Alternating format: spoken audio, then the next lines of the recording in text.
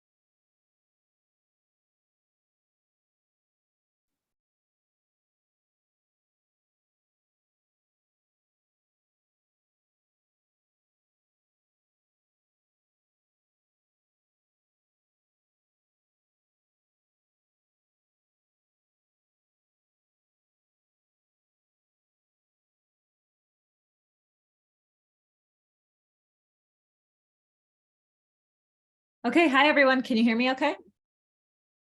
Awesome. So I'm going to get started right away because we have a lot to go through today. And then also we need to end at about 12:25. So for planning purposes, you'll be off this call that quickly. If you guys can and are not naked, please turn on your cameras because it's so much nicer to talk to faces than black boxes. Thank you so much. Okay. So I love how when everyone turns on their camera, you see them going, oh. It's true though, because you're like, do I really, is that what I look like today? Okay. So we might not have time for a Q&A at the end of the call, but I will definitely put up the slide for you to book a call with our team if you did have any questions, just in case, but I'll try to go fast so that we do have time to answer any questions. Fast disclaimer, don't try to time the market. I say this every time. You want to get yourself ready because when the time is right, then you won't have to do any fast drills and there won't be any chaos and you won't be scrambling. You don't have to get ready if you stay ready, right? Now, always on these webinars, we go through a couple major things that you can count on every time. A market and economic update. We do financing strategies that we're currently using with our clients and how they're taking advantage of the market and basically why all of the stuff from the economic update matters and how you can use it in your favor. And then we always share success stories because it's fun to end on a happy note and we like seeing our clients and realtor partners win. So one of the biggest challenges we have right now, before I dive into our usual agenda, is that, well, honestly, it's not right now. It's a challenge we've had for a long time, and I should move my microphone closer. The challenge we've had for a long time is inventory, right? So one of the biggest problems, whether you're a buyer, seller on this call, or a real estate professional, lender, or realtor, you know that a lack of inventory has kind of been one of the biggest thorns in our sides. And it's multifaceted because, yes, there's a nationwide problem. We have 1.7 million new household formations forecasted for the next few years. And again, as a reminder, a household formation is when, say, you have two parents and two kids who live in the house. When one of the kids moves out and needs their own housing because either they can afford it or they can't stand living with their parents anymore, that is a household formation for each kid that moves out. Based on the demographics of millennials and even the next generation down, which I can never remember if that's Gen Z or Gen X, but whatever they are, they're all reaching that age where they're moving out of their parents' houses. So based on those numbers, we forecast about 1.7 million household formations. We would need to build, enough homes, and there needs to be enough existing inventory to meet that. But in reality, we're looking at like 1.4 million homes available per year. So you can see how that's a supply and demand problem. And part of that, like I said, it's multifaceted, but part of that is because there is a shortage. We've been underbuilding since the Great Recession. Builders got burned during that, and they have not been putting out as much inventory.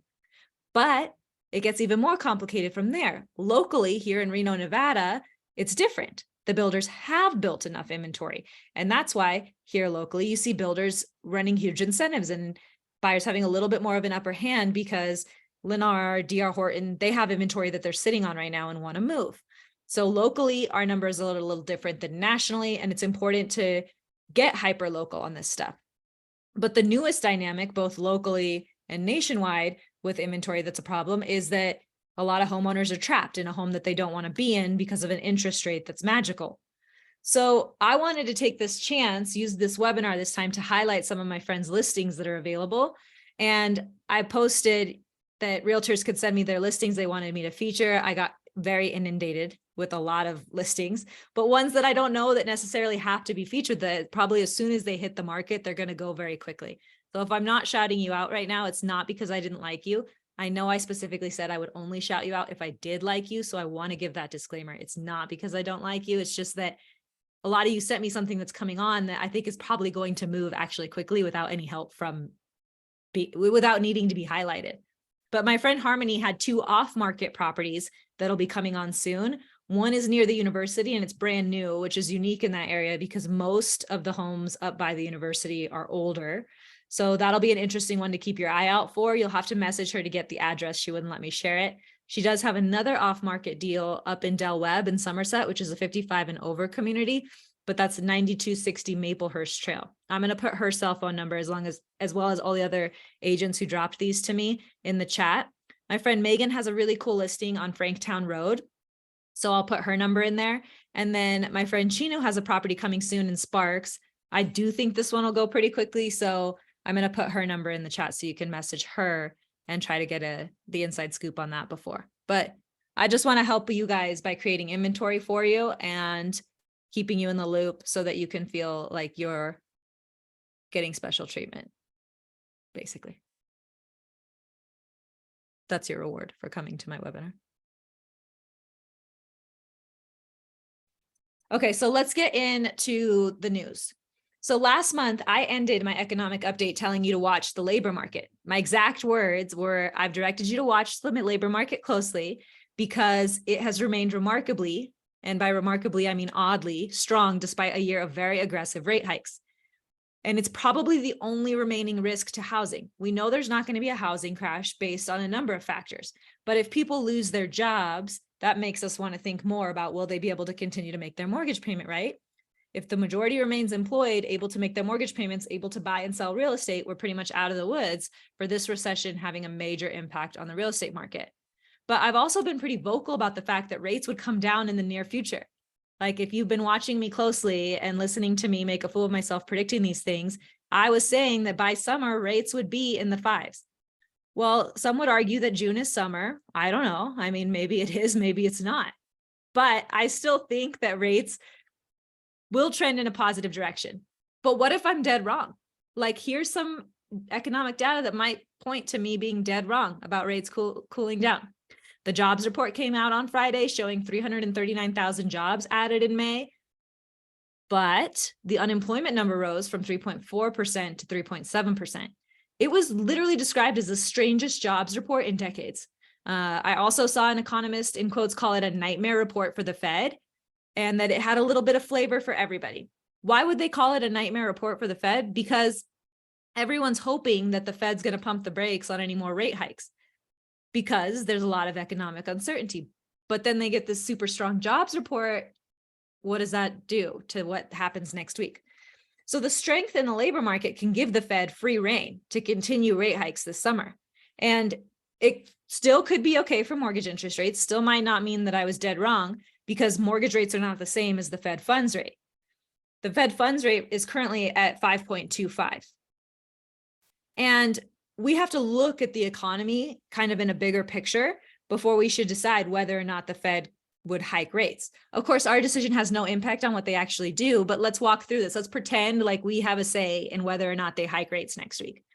So if you look at the economy as a whole and what they've done with hiking rates, they already broke the banking system, right? Like we saw that all play out, and we saw bank collapses based on these aggressive rate hikes. And I've explained that in past webinars, so I won't do it again now. If you have questions about how the bank collapses impacted interest rates and why they were caused by the Fed rate hikes, just reference one of the previous webinars. All the recordings are on my YouTube.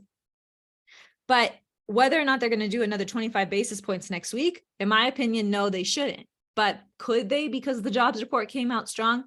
Yes. And the odds of them doing it are even higher if there's a strong CPI report next week. So if we're sitting on the Fed, we're looking at whether or not the data is skewed or adjusted properly for seasonality or adjusted properly for how many people are retiring out of the workforce, all things that make the jobs number remarkably but oddly strong. You're sitting in the Fed and you see that your rate hikes recently caused big problems in the banking space. You also see that your rate hikes, even though they've been very aggressive, have just cooled the housing market. You haven't caused any kind of crash. Prices dipped a little bit, but housing prices are still pretty hot. Then you see, okay, well, if we look at the unemployment number, it's still well below any number that would cause us to be concerned and say that the economy's, that we're definitely headed for a hard landing rather than a soft landing. And inflation is still double the target that you want because their target is 2%. So unemployment's below a natural rate, inflation is still high, housing prices are still holding strong, and there's strength in the labor market. Do they hike rates or not next week? I think they should not. They should hold things steady, but looking at your guys' faces, you could see why we might be concerned that they would, yes? So basically, I would like you all to sleep with your fingers and toes crossed until then that they don't. But I also want to say, if they hike the Fed funds rate, it doesn't necessarily mean that we see mortgage rates jump up immediately. Mortgage rates are going to have a reaction to it for sure. And a lot of it will depend on the commentary as to what they say, why they increased it. So that'll be more important to watch and not just have a knee-jerk reaction and freak out that interest rates are going to go up. Sandy's going to dive deeper more into how interest rates affect you, but I want to back up a little bit to earlier last week before we got that strong jobs number. So rates were really insane for the last 2 weeks because of the debt ceiling crisis. And usually uncertainty like this is good for interest rates. Usually when there's drama up at the Capitol, I'm hoping for like a good day with mortgage bonds and to lock a few people. But the markets were freaked out because of the debt ceiling crisis. Banks had a rough go. We've talked about that already for the past 2 months. And consumers were not coming in hot with deposits, right? They were a little bit worried about putting their money in the bank. So if they were putting their money in the bank, they were choosing more secure assets. They've been choosing treasuries. They've been choosing money market accounts just for a little bit more of security. And in all this uncertainty and the banks not having as many deposits coming in, they've been offloading their bonds. When there's an oversupply of mortgage bonds, we see mortgage interest rates go up. Plus, the Fed did jump in to assist the banks and avoid further drama. And they assumed $114 billion in treasuries and mortgage-backed securities after the SVB and Signature Bank collapses. So those treasuries are also an additional supply of bonds in the market because they're selling those assets. So when there's an oversupply of bonds, mortgage interest rates do not do well. Then we're watching the debt ceiling crisis and the markets are being very reactive to any news on whether or not it's going to be resolved. And it did. So rates got better. We saw an improvement. I want to actually show you this. So we saw rates improve in this notion here that, okay, there's going to be a debt ceiling resolution, the US government's not going to default on its debts. But then the markets get worried about the spending built into the bill that led to that resolution. So lawmakers agreed, the White House agreed with Congress, we had a solution, but how much spending was built into that deal? Because spending is inflationary, and we know that mortgage rates do not like inflation. So then you see mortgage rates start to tick up on the worry of what led to this resolution. So what's next? Am I going to be right, or was I dead wrong about rates getting better this summer? We're going to just have to wait and see. And maybe it's wishful, maybe it's stupidity, but personally, I do believe that rates will improve. Maybe not all the way to my target, but originally I said they'd be at 5 by the end of the year. So if we get to 5.99 in December, then I'm not calling it that I lost. But if rates go down or go up, is it good or bad news? Let's say rates do get into the mid 5s this summer. Would that be good for buyers? Sandy's going to show you exactly how changes in interest rates affect you as a buyer.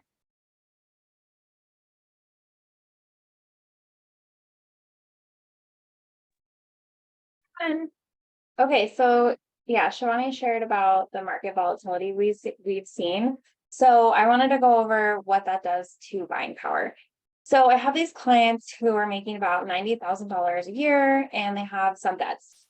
Based on this, if rates were to jump up to 7% like they did last week briefly, their buying power would be approximately $430,000, assuming 5% down. Let's say rates drop 0.5%. This gives them about $20,000 more in buying power, assuming again that same 5% down payment. Let's say they drop another 0.5%. So each decrease in interest rates by about 0.5% in this scenario only gives the buyer approximately $20,000 to $25,000 more in purchasing power with that same down payment. So as we see, it's cheaper and easier to borrow and buy more home when rates are lower. So in the same vein, it means that more buyers can qualify with lower rates, which drives up more market competition and drives home prices up. So interestingly, the National Association of Realtors reports that if rates drop back to 6%, 3.1 million more households will be able to afford the median price home nationally. So it's a ton of buyers coming back to the market. And the same survey said that 71% of people are ready to jump back in if rates get to 5.5%. So this isn't to tell you to wait until rates drop because your buying power will be more. It's to show you the importance of working with a lender who's available and can help you update your pre-approval weekly, because things are changing quickly, both in our local real estate market in terms of inventory, but also as far as interest rate and what that does to your pre-approval. So it's really important to get a quote before you go look at each house and then adjust it to match your actual offer in terms of the purchase price you're looking to offer. If you're looking to do any other special terms, that can all be updated in this report. So you have a really strong understanding of the financial part when you're making such a big offer. So if you do buy now, you'll have less competition, slightly less competition. And then when rates do come down, we can always refinance to lower your payment, but you'll be in the game, you'll start building equity, and you'll have a little bit less competition. So get your pre-approval updated every Friday before you go shopping that weekend. Biggest takeaway, I'd say. Okay, if we're looking at strategies that we're seeing work this month with people, I said this last month as well, it's important to be fully underwritten. And that goes back to what I was just saying about with Sandy, that you want to have your pre-approval updated pretty frequently right now because of that movement we're seeing in interest rates and how a movement of 0.5 point affects your buying power. So you need to be fully underwritten. You need to be able to present as a buyer whose offer is as close to cash as possible.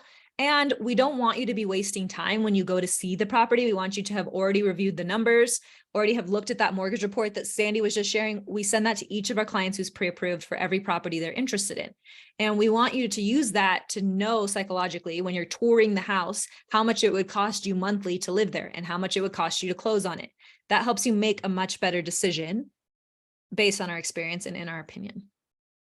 So we also know that every house is going to be different in terms of whether or not you can get a seller concession. But I want to be really honest with you guys and tell you something that I've been thinking about for a long time this past year, or I've been thinking about a lot over the course of this past year. Before we were in a seller concessions market, we didn't talk about temporary buy downs, and we didn't do that many options where we had the seller give you a credit to buy down your interest rate. And I'm kind of wondering, why didn't we? Because the obvious answer would be, yes, we didn't have room to negotiate with sellers. We needed to submit a really clean offer, right? Like we couldn't be building in a bunch of shit when there was 20 other offers we were up against. But there were scenarios, right, where it wasn't a multiple offer situation. And there will still be situations going forward where it won't be a multiple offer situation. So would it be worthwhile to look at offering above asking if you need to get a credit for a temporary buy down? If the appraisal would still come in okay, if the property is still like at a good value and it's a reasonable amount, I don't think that these days of seller concessions and 2-1 buy downs and 3-2-1 buy downs need to be behind us as the market heats up. I think we should still be looking at everything on a case-by-case basis. And maybe it involves the agents on both sides spending a little more time explaining to the seller what their net proceeds will be on each offer. But we should expect agents to do that. And we should try to structure the deal creatively, even in a hot market, if it's going to help you get a better monthly payment. So I know there's a lot of realtors on this call, and my public service announcement would be that don't just always want the cleanest offer. Like, just look, maybe the offer that has a credit still nets your sellers the best and most amount and gets the buyers a great opportunity to afford a home, right? Everybody can win. So as this market heats up, I think we all keep that in mind, that everybody can win. And then in all markets, it's really important to know your numbers. I've been mostly advising not to spend a bunch of money to buy down interest rates, because right now we're assuming that pretty much everyone buying a house is going to refinance that loan in 12 to 18 months. But if we're going to be conservative, let's say it's 2 years until interest rates bottom out, because we don't want to refinance you when rates are on the way down. We want to grab you when rates are at the bottom, right? That's when we want to refinance. And I don't know exactly when that's going to be. And we just did a little bit of analysis about how my predictions tend to go. So let's just say we think you're going to refinance in the near future. So I don't necessarily want you to pay a lot of points to buy a rate that could be available for free soon. That being said, though, you guys, I run these numbers for every single client, and sometimes even I'm surprised, but that's why a total cost analysis is so important. So I had clients that were transferring over to me from another lender this week because the other lender was charging an exorbitant amount of fees. And so the clients were like, I don't want to pay points at all. I feel that I am well qualified. I feel that I have good credit and I have a VA loan. So the government's even insuring my loan, so I shouldn't have to pay points. I'm not risky. Well, it required some education on the fact that points are not based on, like, you don't only have to pay points if you are a risky loan profile, meaning you have lower credit and a smaller down payment. Points can be paid optionally too to get you a better monthly payment, and points are not evil. Points can make sense. It just depends on how quickly do those points pay for themselves based on what you're saving on a monthly basis. Because points get a bad rap because a lot of lenders hide them, right? They tell you a rate that has points attached, but they don't disclose that clearly. And then you see it in your documents and you get confused and you feel like you're too far into the process to make a change at that point. So that's where one way that points get a bad rap. The second is that a lot of people have been talking, just like I have, about not paying points right now because we're going to refinance soon. But what I want to show you guys is that you have to run the numbers each and every single time on every house, whether it's about a seller concession, whether it's about how much you're going to put down, or in this scenario, whether or not to pay points. So I ran this analysis for these clients to see, okay, you could do a 30-year fix with no points. You could pay half a point to buy down your interest rate, or you could pay a full point. On a monthly basis, yes, it looks great to pay a full point to buy down your rate. But what happens over 2 years? The playing field gets a little bit more level, right? If we consider all your closing costs and your monthly payments over the next 2 years, I should say, because that's, if I'm going to be conservative, I think you'll be refinancing within 2 years. Could be sooner, but let's just play it safe and say you keep this loan 2 years. No points, half a point, 1 point, it's all within like $500, right? Not a huge needle mover. These people told me that they get relocated for work once every 4 to 5 years. So that was the longest projection I did, was 5 years. You'll be in this house and this loan 5 years because they have zero interest of keeping it as a rental property. So then I looked, no points, half a point, 1 point. So what I'm getting at here is that it should be a specific strategy to you, whether or not you're going to pay points. And even in this market, it might make sense to pay points to buy down your rate, but you want to look at what is it going to save you on a monthly basis? How quickly is it going to pay for itself? So always have your lender run a total cost analysis that takes into account different time periods. Does that make sense? Okay. To jump into our success story, because we only have 2 minutes left. This is not a success story on a loan this time, but it's about a community. And I know a lot of you guys are here local. And so I wanted to extend a huge thank you to everybody who came to The Future is Female.